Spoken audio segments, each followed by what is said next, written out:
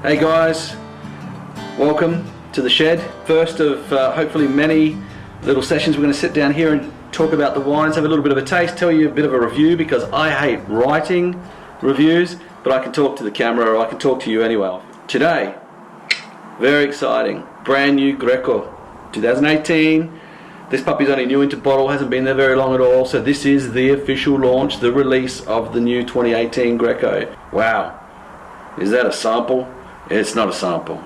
This is the colour of Greco. Greco, it's actually one of the very few white grape varieties that actually has pigmentation in the skin.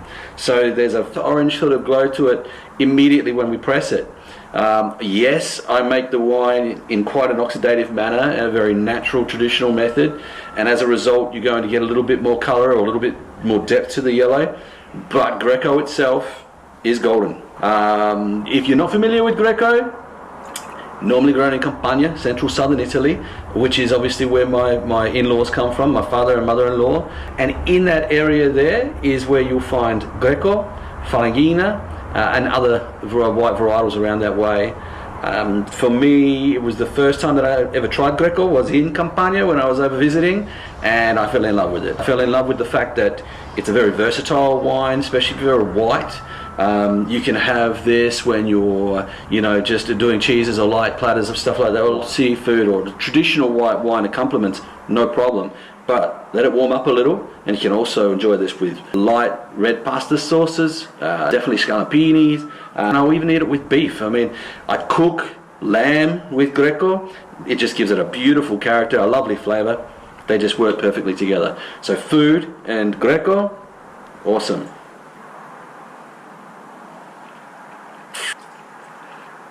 We have to leave Greco out on the vine for much longer than most of the other white varieties. This stuff here holds its acid, like a lot of the Italian varieties. So by the time we pick it, it's still got plenty of natural acidity in it.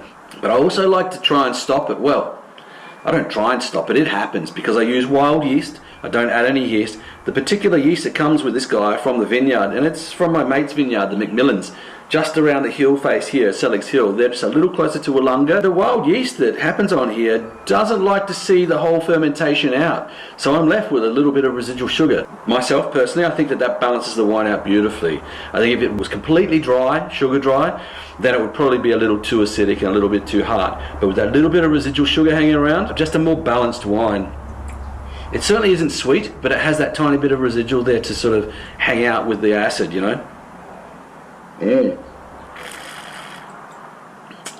Hard not to enjoy it on just a lovely summer's day or any time really, and again with the right foods.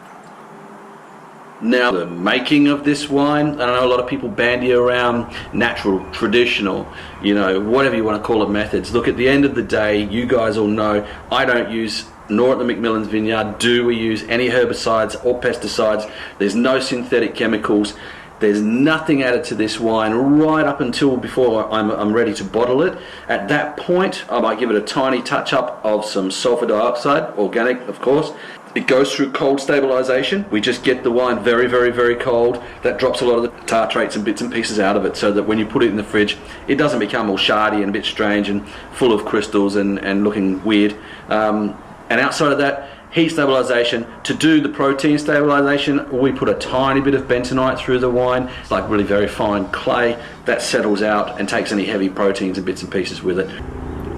Goes to bottle with very, very low sulfur levels, so no headaches in these drinks. And you see a lot more of the fruit. Again, so Greco, big fruit weight for a white wine. A lot of people, that's their first comments when they try Greco is, hey, that's got a lot of fruit to it compared to, say, what your lighter white varieties.